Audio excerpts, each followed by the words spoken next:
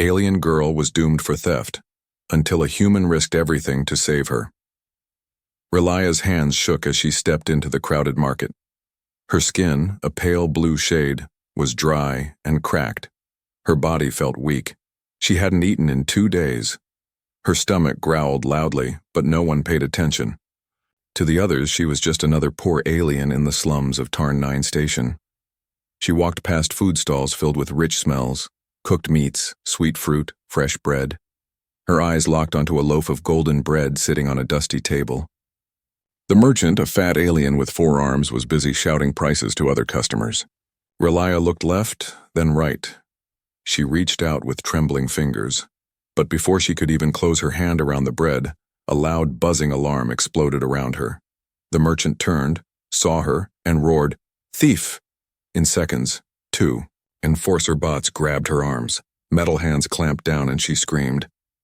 The crowd stepped back. Some laughed. Others looked bored. No one helped. One tall alien in a black uniform stepped forward. His name was Gorvek, an officer known for his cruelty. His voice was cold. "Caught stealing food," he said. "Punishment. Removal of dominant arm." Relia's eyes went wide. "Please, I was just hungry." "No excuses," Gorvek replied. He pulled out a sharp plasma blade, glowing red at the edges. The bots dragged Relia to a metal table. Her right arm was placed down. She kicked and struggled, but she was too weak. People watched.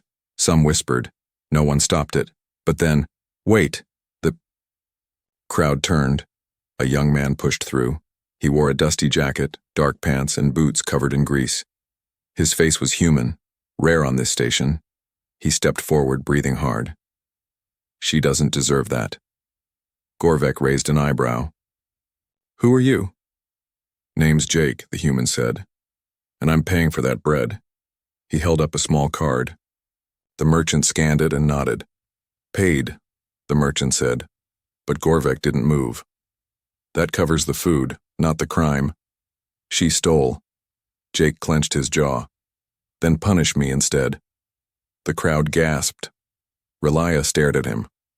Why would you do that?" Jake looked at her and smiled softly. "Because sometimes people just need a break." Gorvek laughed. "You want her punishment? Fine. But not like this. I make you a deal. You prove she's worth saving. 1 cycle, 1 galactic day. If she causes no trouble and proves useful, she walks free." Jake nodded. "Done." The bots released Relia. She collapsed to her knees, holding her arm close. Jake helped her up. "This isn't over," Gorvek said, turning away. "I'll be watching." Later, in Jake's workshop, Relia sat on a metal bench, silent. The room smelled of oil and sparks. Machines hummed around them. Jake handed her a cup of water and a small meal pack. She ate like she hadn't eaten in years. "Why?" she asked finally.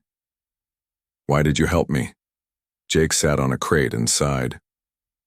"You looked like you needed help. That's enough reason. For me. No one helps thieves here." "You're not a thief," he said. "You're just hungry." She lowered her eyes.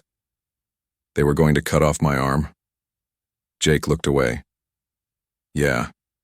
This place is cruel. But I've seen worse." Relia studied him. "You're not from here." "Nope," he said. "I'm from Earth. Came here a few years ago. I fix ships. Fix things, try to stay out of trouble." She looked at her food. "Well, you've got trouble now."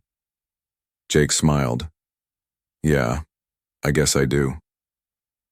Outside in the dark streets of Tarn 9, Gorvek stood with a communication device in his hand. "Keep an eye on the human and the girl," he said. "If she runs or causes any problem, bring them both in." A robotic voice replied. "Understood. Surveillance activated." Gorvek looked toward the glowing windows of Jake's workshop.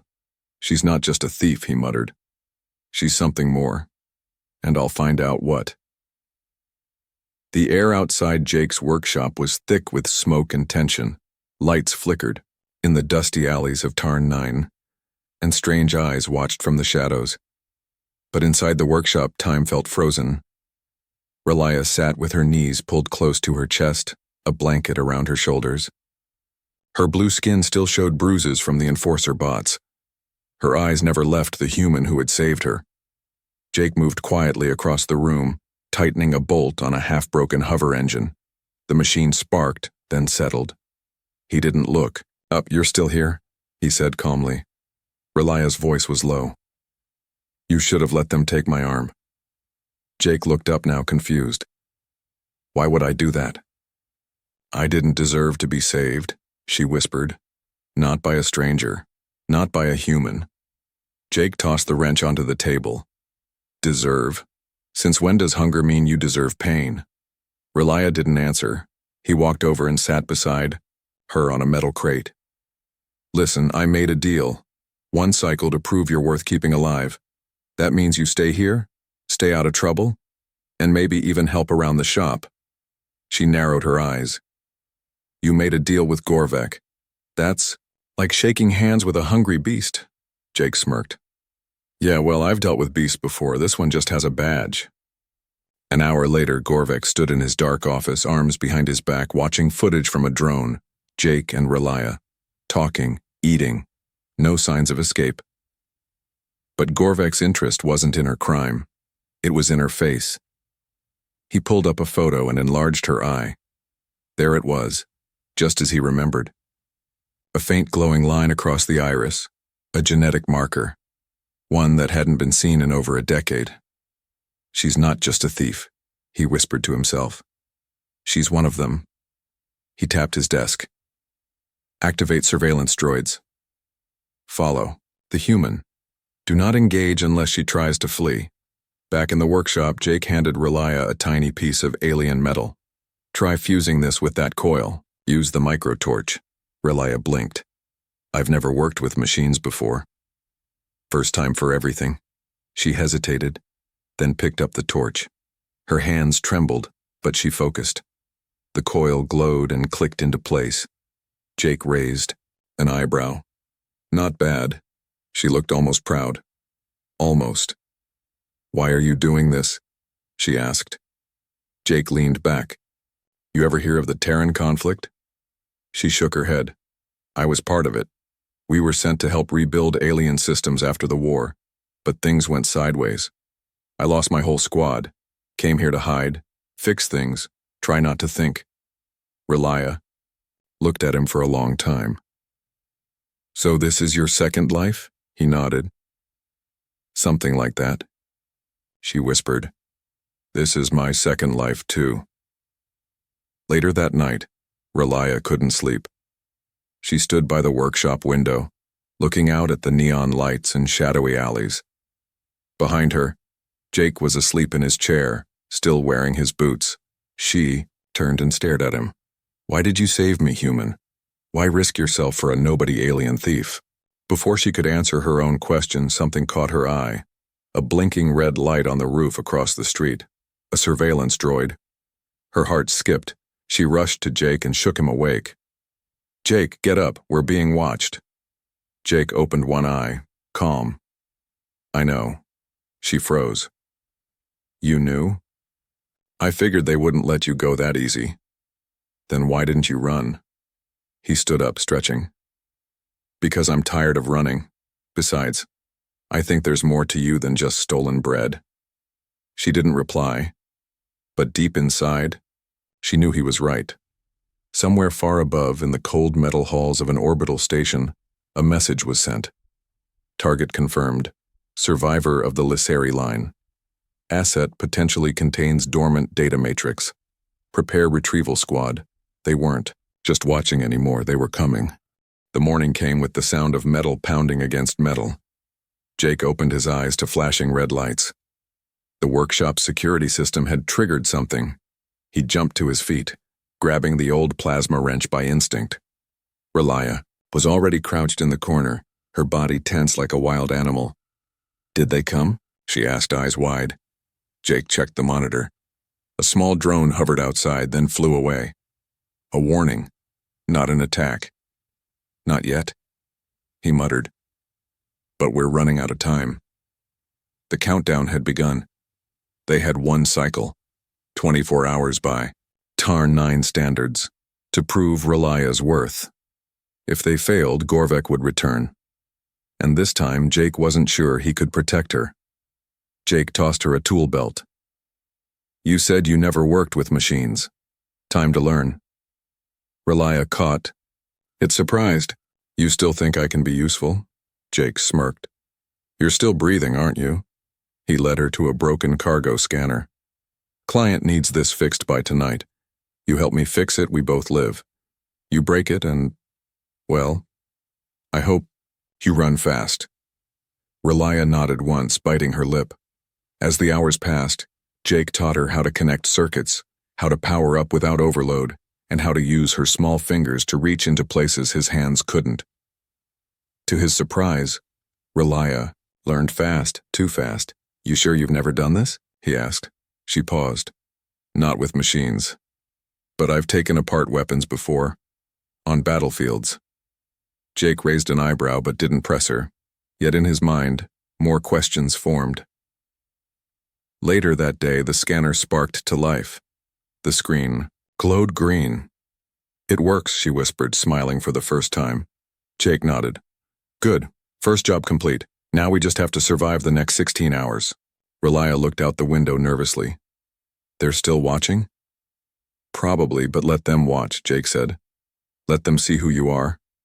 She sat down beside him. You don't know who I am. He turned to her, serious. Then, tell me. She hesitated. My people. We were scientists, not fighters. But during the war, we were forced to hide things, important things in our own bodies. Memories, data, codes, they said we'd be safe. Jake leaned closer. But you weren't. She shook her head. They hunted us anyway. My family is gone. I don't even know what I carry. Silence filled the room. Jake exhaled. So, Gorvek suspects something. You're not just a thief, you're a threat. She stood. I'm not a threat, I'm a target. As night approached, Jake stepped outside to gather scrap parts. Relia stayed inside, repairing a cooling unit on her own. That's when she heard the door creak. Her heart froze. A shadow slipped in through the side, small, quiet, but fast. Relia grabbed a metal rod and moved silently. She saw a figure crouched near the power core, planting something. She didn't hesitate. She attacked. The rod hit the intruder's back with a loud crack. He screamed and turned, an alien teen, maybe 15, wearing a gang mark. She pulled him close. Who sent you? I don't know names, he cried. Said I'd get credits if I planted the bug, please. Relia looked at the blinking device in his hand, surveillance bug. She let him go. Tell them I'm not running, I'm fighting back now. The boy ran. Jake returned seconds later. What happened? Relia handed him the bug. They tried to plant this. I stopped them. Jake looked at her, then nodded with respect. You've got guts, he said. She shrugged. I've got nothing left to lose. By midnight, the scanner was delivered. The client paid double, impressed that the human's assistant could fix complex tech. Jake smiled. Told you she was useful. Back at the workshop, Relia sat beside the window again. The stars outside looked close, but freedom still felt far away. Jake sat next to her. You did it. One cycle. You proved yourself. She smiled, tired. What now? Jake looked at her, then at the stars. We keep moving. Gorvek won't let this go, and I think there's a reason I found you. She tilted her head. What reason? He stared ahead. Because whatever you're carrying, someone out there would kill for it. And in the shadows outside, something moved again. Watching. Waiting. The smell of burnt oil and fried meat filled the early morning air. In the heart of the lower market district, rumors flowed faster than the crowd. She's still alive? They say the human fixed her arm. No thief ever survives Gorvek's blade, unless she's special. None of them said her name, but they all whispered about her, and Relia, wearing a scarf over her face, walked through them like a shadow. Jake had told her to stay in the workshop, but she needed to see something for herself. Something she had heard the night before. A name whispered through static on an old radio. A name from her past. She moved carefully, head down, past alien vendors, scavengers, beggars, and bounty hunters. Her boots splashed through puddles of spilled coolant. Her destination was a junk shop run by an old blind alien named Turin. He had once worked with information smugglers during the war. If anyone knew the truth about the whispers, it was him. Relia stepped inside. The smell of rust and incense hit her nose. Turin sat behind the counter, head tilted. "You're late," he rasped. "You knew I was coming?" He smiled. "Your steps are light, but your fear is heavy." She walked closer. I heard someone say Lissari. That name hasn't been spoken in years." Turin's blind eyes turned toward her. "Lissari blood was supposed to be extinct." "I'm the last," she whispered, "and they're hunting me again." Meanwhile, Jake was tearing through the workshop, furious. "Damn it, Relia," he growled. "You said you wouldn't leave." He grabbed his plasma pistol and stormed out, locking the doors behind him. Gorvek's warning echoed in his head. If she runs or causes trouble, the deal is off. He had only a few hours before the cycle ended. If Relia didn't return, it would all fall apart. Back at the junk shop, Turin placed a small old data chip on the table. "Your name is still in the system, girl. You carry something hidden, buried deep in your DNA. A memory, a map, maybe more." Relia stared at the chip. "But they're not the only ones looking," Turin said. "Who else?" she asked. He leaned close. "A private buyer, human, rich, dangerous. He doesn't want to capture you. He wants to use you." Relia's breath caught. "Name?" "Didn't give one," Turin replied. "But he left a message. Said if the girl ever shows her face again, buy her or burn her." Relia stepped back, shaken. Before she could respond, the door burst open. Jake stood there, gun in hand, chest rising and falling with anger. "You really went behind my back?" he said. "I had to," she said, stepping forward. "They're closing in." He lowered the pistol slowly. "You found something?" She nodded. "I'm not just carrying data. I might be a key." As they exited the shop, something didn't feel right. The market was quieter. Too quiet. Jake grabbed her hand. "Run." Figures emerged from both sides. 4, maybe 5, all masked, wearing dark armor. Not enforcers. Mercenaries. One raised a blaster. "The girl's not yours, human." Jake didn't wait. He pulled a smoke pellet from his jacket and slammed it to the ground. The market filled with gray mist. Screams followed. Jake pushed Relia into a side alley. "Back way. Go." They ran. Shots rang out behind them. Energy bolts sizzled through the air. One struck a wall beside them, sending sparks across Relia's face. They burst into a narrow tunnel that led behind the old engine yards. Jake slammed the gate shut behind them, breathing hard. "Are you okay?" he asked. Relia nodded, shaking. "That wasn't a robbery. That was a hit." Jake looked at her, serious. "They want you alive. That's worse than dead." Back at the workshop, Jake patched up her shoulder where a shard had grazed her. "You're not going out alone again," he said. "I didn't mean to put you in danger." "You didn't," he replied. "You were already danger the moment you stepped into my life." She stared at him. "You could still walk away." He met her eyes. "So could you." But neither did. In the shadows of the upper district, Gorvek watched a screen. He saw the ambush, he saw Jake fight, he saw Relia run. "She's drawing too much attention," he said. The voice on the other end replied, "Then end the deal." Gorvek's eyes narrowed.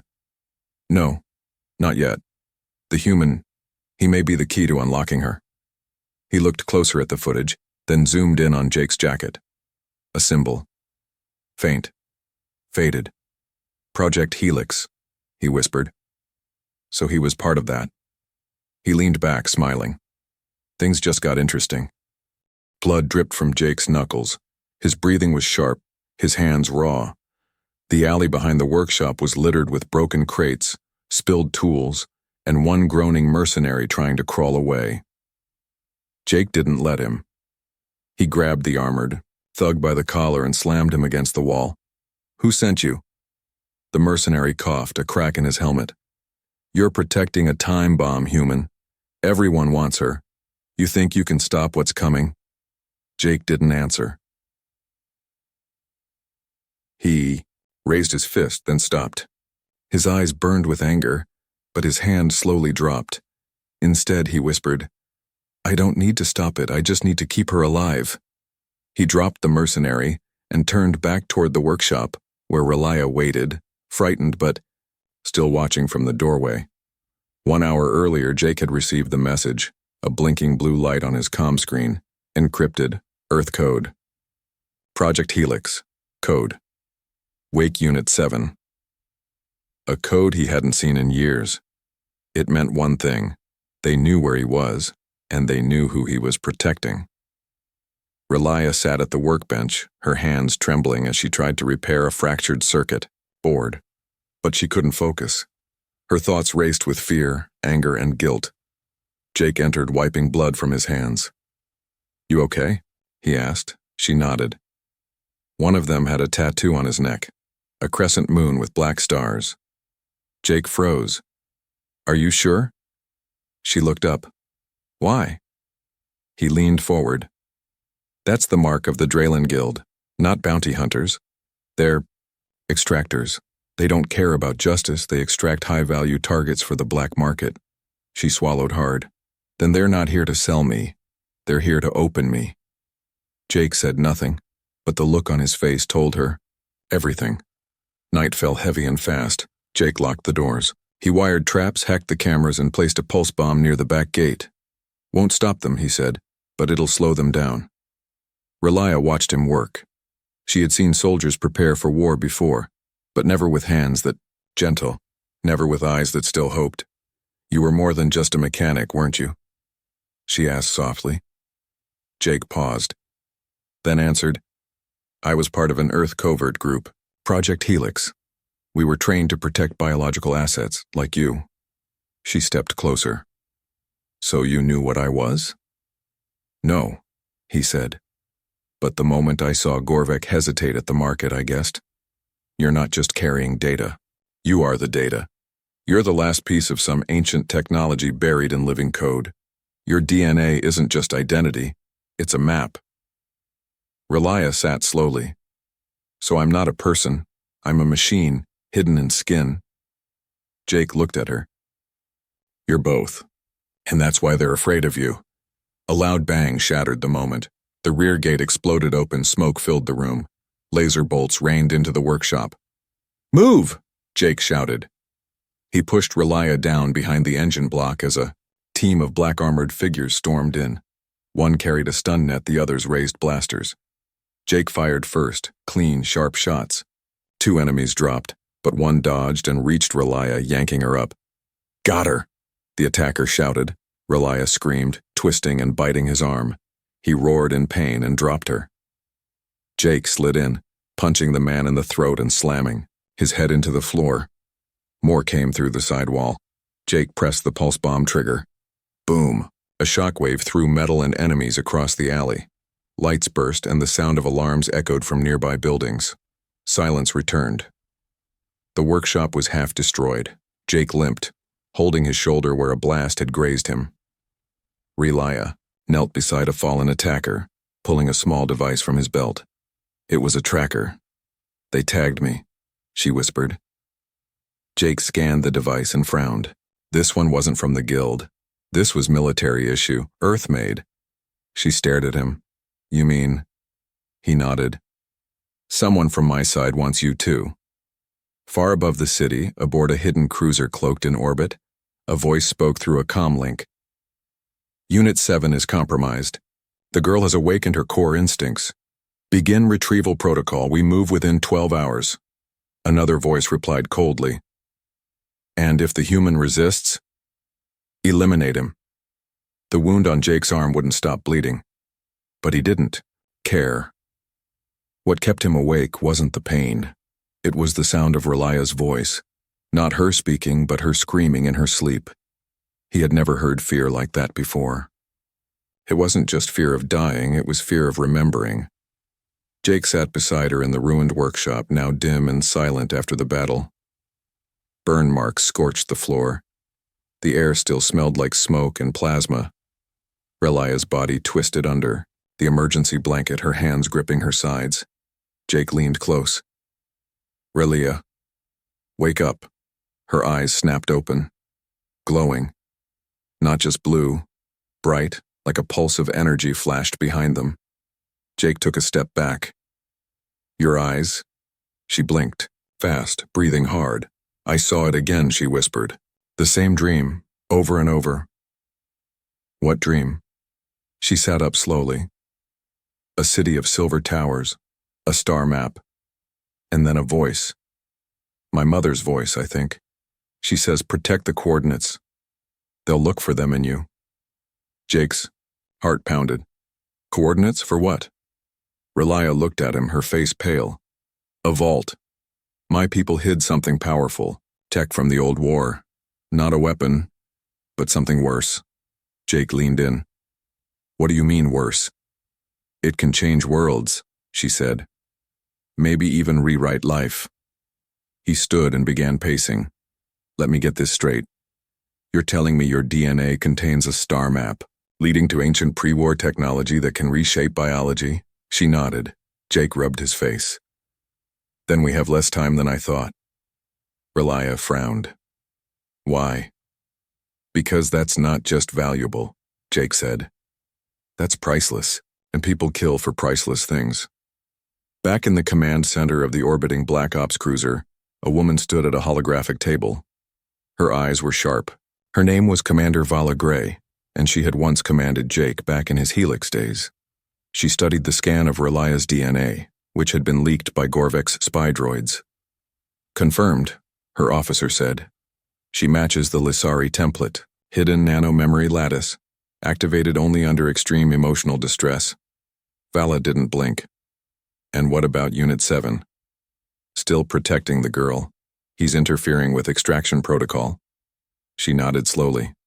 "Then he's no longer Helix, he's a variable." Her voice turned cold. "Next time they surf it, we remove the variable." Jake and Relia sat inside a transport crate, using it as a temporary safe room beneath the ruined workshop.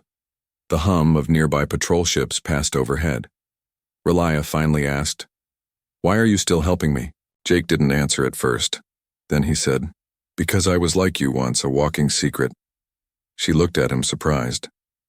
"During the war," he continued, "I was assigned to carry something. A microdrive inside my chest cavity, sealed, with bone. I didn't know what it was for a long time." "What was it?" she whispered. Jake stared at the wall. "A kill code. For a doomsday machine Earth was afraid someone might build. If I got caught, I'd be hunted too." Relia's voice shook. "What happened?" Jake finally looked at her. "I dumped the code, I erased it, walked away. I didn't want to be a weapon anymore." She nodded slowly. "That's why you saved me. You reminded me of what I was, what I could have been." The next morning they moved through the underground tunnels beneath the city, hoping to reach a transport port before the Earth team arrived. But halfway through the old sewer passage, a voice echoed. "Jake." He froze. That voice, he knew it. Out of the mist stepped Commander Vala Gray, armed, armored, and flanked by 2 Helix recovery soldiers. "You were always too soft," she said. "Even back then." Jake raised his weapon. "You're not taking her. We're not here to hurt her. She'll be safe, once we extract the map." "You mean dissect her?" "No," Vala said with a cold smile. "We've evolved. We do it with lasers now." Jake stepped in front of Relia. "You'll have to go through me." Vala aimed her weapon. "Then you've made your choice." Relia stepped forward, breathing hard. Her eyes glowed again. The lights in the tunnel flickered. The Helix soldiers shouted in panic as their weapons malfunctioned. She whispered, "Don't touch him." Then a blast of raw energy surged from her hands. The ceiling cracked, pipes exploded, dust rained down. Vala screamed and dove for cover. Jake grabbed Relia and ran. Behind them, alarms sounded. Above them, the sky lit up with dropships. Time had run out. Fire lit the night sky. Flames danced across the rooftops of Tarn 9. Explosions echoed like thunder. Civilians screamed in the distance. Dropships hovered above, casting shadows like giant vultures. And deep below, in the tunnels, Jake and Relia were running for their lives. Her legs were weak, her body trembled, but her eyes, those glowing, ancient eyes, still burned with power. Jake gripped her hand tight. "We're almost there, just one more turn." Behind them, the sounds of boots grew louder. Earth's elite strike team, Helix, was closing in fast, and they weren't interested in mercy. They reached a service ladder at the end of the tunnel. Jake climbed first, then pulled her up. They emerged in an abandoned launch hangar. One rusted freighter stood in the middle, covered in dust and vines. A forgotten ship left behind years ago. Relia looked at it confused. This is our escape?" Jake smiled, coughing. "It's not pretty, but it still flies. I fixed it 2 years ago, just in case." "In case of what?" "In case someone like you showed up." As Jake powered the engines, Relia stumbled into the cockpit and looked back out the open hatch. She saw lights moving fast, soldiers coming through the entrance, and at the front was Commander Vala, her face covered in blood and rage. Vala raised her gun. "Stop that ship," Jake shouted. "Relia, close the hatch." She hesitated. Then she looked at Vala, and something shifted inside her. She stepped forward, halfway out of the ship, and raised her hands. Vala aimed her rifle. "One step closer and I shoot." But Relia didn't move. Instead, she spoke, voice calm, but filled with ancient weight. "You want the coordinates? The data? The vault?" Vala blinked, confused. Relia's eyes glowed. Her voice echoed. "Then, come find it yourself." With a single pulse of energy, the hangar walls shook. The lights burst. Weapons failed. Soldiers fell to their knees. Jake pulled her back and slammed the hatch shut. Engines roared. The ship lifted off, smoke trailing behind it. Bullets and lasers bounced off its armored hull. They were free. Inside the cockpit, Jake laughed weakly. "We're alive, that's new." Relia collapsed into the co-pilot seat, breathing hard. "Not for long, they'll chase us." Jake nodded. "Let them." She turned to him. "You could still leave. Drop me somewhere, save yourself." Jake looked straight ahead, eyes serious. "No." "Why not?" He answered without hesitation. "Because you're not a weapon. You're not a target. You're a person."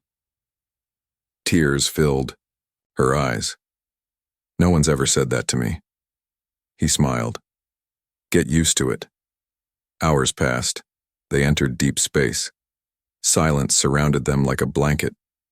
Jake checked the long-range scanners. "No ships nearby, we bought some time." Relia stared at the stars outside the viewport. "I used to dream of this, leaving the planet, escaping the voices, the pain, the memories." Jake handed her a cup of warm liquid. "Where to now?" She paused, then spoke softly. "There's a system, uncharted. My mother spoke of it once. A place the map leads to. The vault might be there." Jake tapped the coordinates into the console. "Then that's where we go." In the back of the ship, Relia found a quiet corner. She held a small, cracked mirror in her hand and looked at her reflection. Tired, bruised, scared, but alive. And, for the first time, she didn't feel like a thief or a fugitive. She felt like someone who mattered. Jake walked over, placing a blanket around her shoulders. "Whatever happens next," he said, "you won't face it alone." She smiled up at him. "Thank you, Jake." He nodded. "We're in this together now." Then she whispered something he never expected. "I think the vault isn't just tech. I think it's people, like me, sleeping, waiting." Jake raised his brow. "You mean there are more of you?" She nodded slowly. If we find the vault, we might not just be running anymore. We might be starting a revolution. Far behind them, on the burning world of Tarn 9, Commander Vala stood in the wreckage of the hangar, looking up at the stars. They got away, her soldier said. Vala didn't speak. She stared into the night and whispered, "No, they just became bigger than us."